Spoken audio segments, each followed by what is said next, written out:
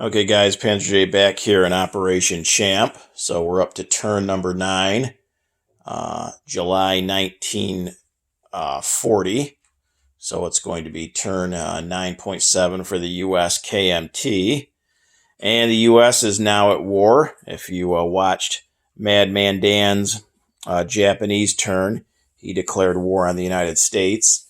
He had initially declared war on the Commonwealth, and then he rolled the 5 D12s the U.S. gets for Japan attacking the U.K., and he rolled high enough that the U.S. was up over their 63 IPP wartime economy threshold. So then he just went ahead and declared war and attacked the United States, a dastardly attack that took out a destroyer and a defenseless transport there in 68 off of Hawaii. He also convoyed the United States for 3 IPPs. So the Philippines held, though, surprisingly. So that was a little bit of good news.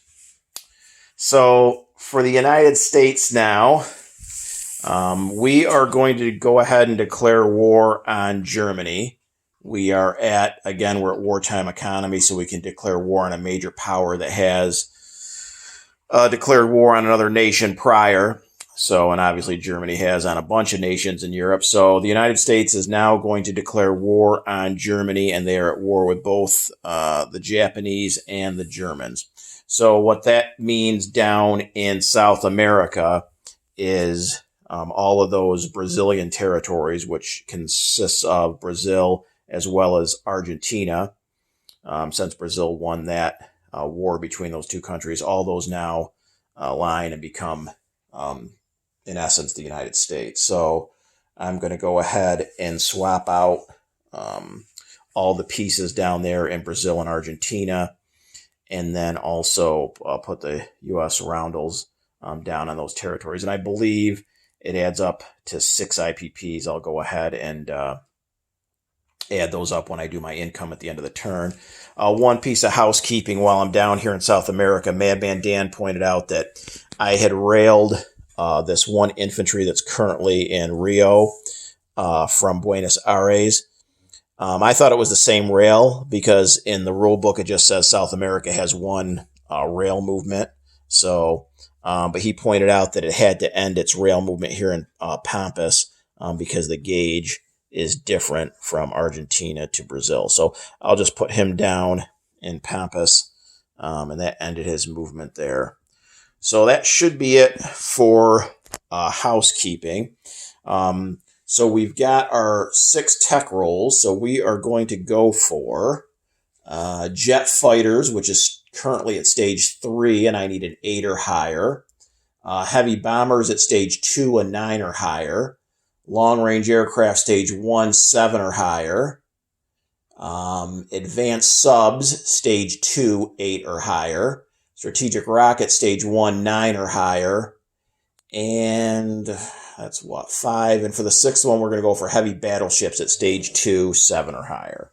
So those are going to be our 6 tech rolls. So let's go top to bottom. We got jet fighters at an 8 or higher, and we got a 12.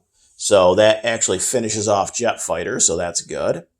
Heavy bombers, 9 or higher. A 1, as far away from success as we can get. Long-range aircraft, 7 or higher. A 2. I think that now makes me, I know I say this every turn, but it just still amazes me. I believe that now makes me 1 of 9 for long-range aircraft. Advanced subs, 8 or higher. 12, we succeeded there. Strategic rockets, 9 or higher. 4, we missed that. And finally, heavy battleships, 7 or higher. 12, we succeeded there. So we made 3 of the 6 rolls, and I believe all 3 succeeded with 12s. Okay, so jet fighters, we finish off those. Advanced subs, we move up to stage 3. And heavy battleships, we move up to stage 3. So not too bad, although I'm starting to get worried that I'm not going to get the victory point for techs right now because I still need heavy bombers, long-range aircraft and strategic rockets, and 2 of them are at stage 1, so that's a little disappointing, but what are you going to do? Okay, so now for purchases. The U.S. had 33.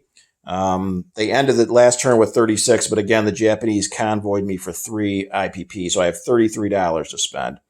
So over here, we've got 4 infantry, and those are free. Once the United States is at war with a major power, they get to place 4 infantry. So that's those 4 free infantry.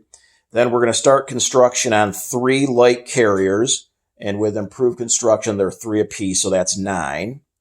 We're going to buy 2 regular Marines for 8, so that's 17. And then we're going to lend-lease the Free French a fighter for 10, that's 27. And then lend-lease the Canadians a destroyer, and with improved construction, it's $1 less, so that's 6. So that's our full $33. For the KMT, they have 8 to spend, and they're going to spend all 8 on 2 mountain infantry. And that is it for purchases. So on to combat. I believe I only actually have 1 combat, and that's with the KMT. The U.S. really isn't in position at this point to engage in any combat. So for the KMT, if you watched last turn, we had a very unsuccessful attack against the CCP. So we're going to change things up a little bit here. So instead, we are going to attack this warlord here in Yunnan. Now, an attack by one of the Chinese factions on a warlord will throw all of that warlord's territories and units to the other side. But this warlord only has Yunnan as a territory. So as long as I take it this turn, there's not going to be any harm there. So we got to hope we take out Yunnan. That warlord has 4 militia and 2 infantry. So I am bringing down from, what is this? Szechuan, I believe. From Szechuan, I'm bringing down 4 regular infantry, as well as a mountain infantry and my 10 cavalry. And Chiang Kai-shek here is going to actually lead the charge. So maybe some KMT leadership will get the job done. So we are crossing a river, and it's also mountain. So I can only suffer 1 penalty. They're not cumulative. So the cavalry are going to, instead of be at 3s, they're going to attack at 2 for the entire combat. The regular infantry are going to all attack at 1. And then the mountain infantry should, on round 1, attack at a 1 because of crossing the river. But then assuming he survives, he doesn't suffer the mountain penalty, so then he should go up to a 2. So that is going to be our only combat this turn. So we have, let's just double check, but I'm pretty much positive we have 10 cavalry. So there's 3, 4, 5, 6, 7, 8, 9, 10. Yep, 10 cavalry. So anything, and then a roll on a 10 or higher, I have to retreat. So let's go ahead. So I have my 10 cavalry at a 2 or less, and then I'll have 5 infantry class units at a 1 on this first round. And then again, the mountain infantry will bump up to a 2 on round 2.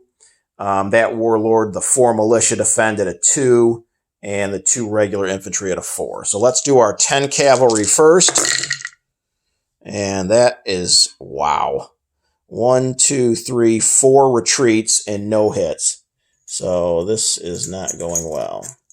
Okay, so 4 retreat. Then we've got 5 regular infantry.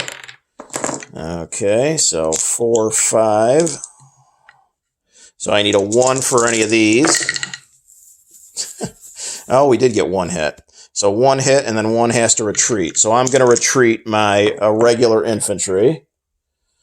And they'll lose a militia clearly as a casualty. So all those rolls, we did a whopping 1 casualty. Okay, so they have 4 militia at 2s. and they get no hits with their militia. And then they've got 2 regular infantry at 4s, and they got 1 hit. So I'm going to lose a regular infantry.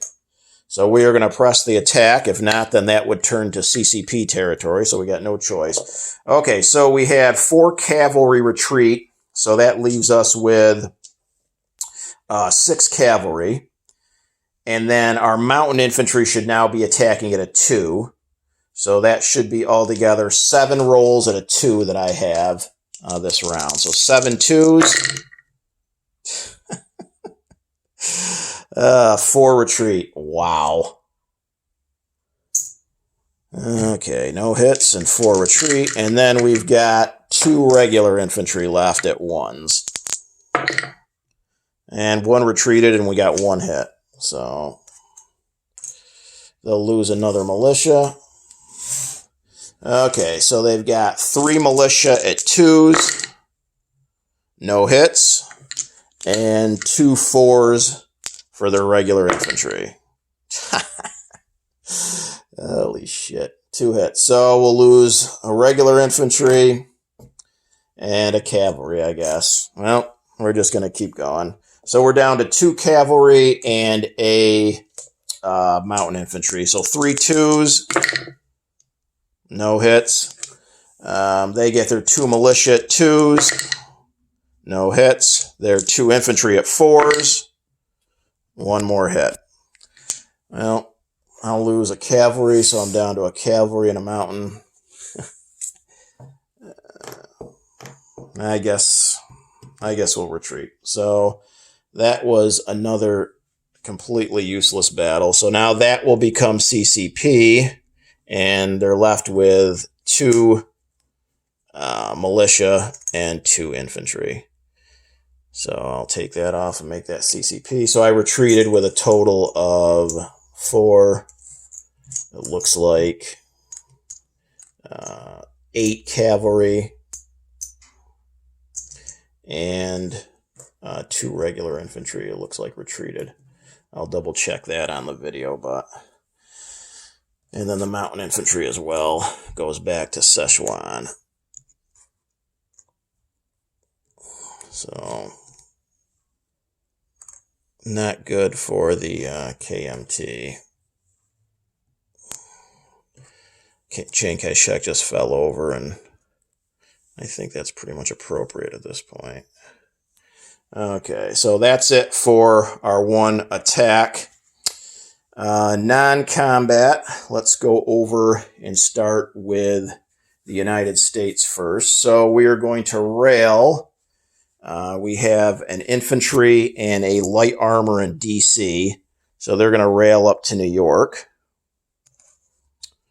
And then we got this fleet here in 103, which consists of a fleet carrier with a fighter and a tactical, 2 battleships, 2 heavy cruisers, and a light cruiser. So we're going to go 1 over here to C-Zone 97, and then 2 into C-Zone 96. So that entire fleet is there in 96. Over here in the Pacific, we are going to take a coastal sub and a regular sub. They're off of San Francisco and C-Zone 64. They're at a major port. So the coastal sub can go 2, and they're going to go 1, 2 out to C-Zone 62 off of Midway there.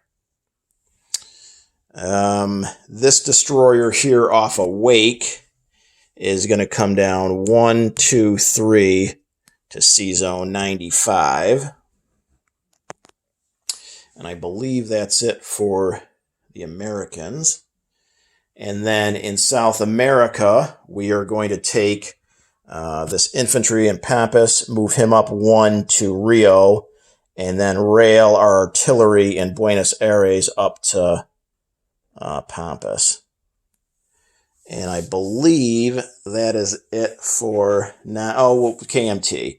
So then for the KMT, we are going to take this infantry in Shantung and move him over 1 to Szechuan. So that'll be a 3rd infantry there.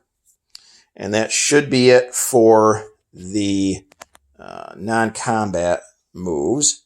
So on to unit placement. So we're going to go ahead and take our 2 Marines, and we're going to place them in San Francisco.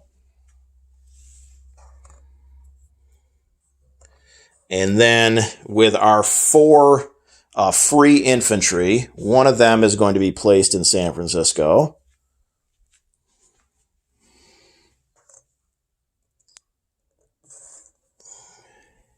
And then the other 3 we're placing in New York. And I'll go ahead and recap some of the territories and what's where here at the end of the turn here. And then we've got our 3 light carriers, which all get placed at stage 2 on the production chart over here.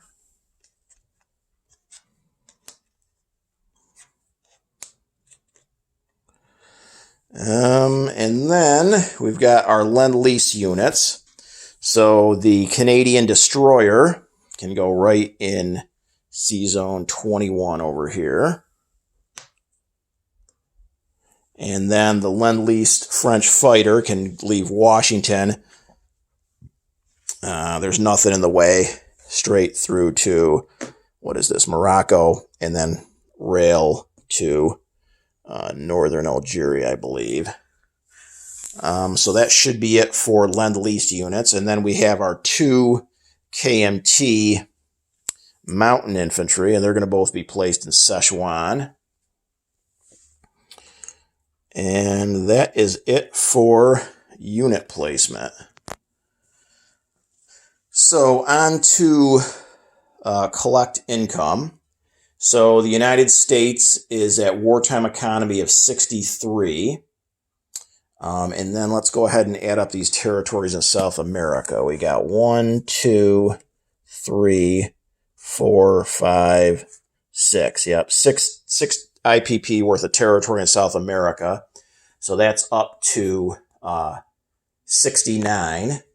And then I believe the U.S. gets a $12 IPP bonus once at war. Let me double check. Possession of all U.S. home country, yes, so that's 12.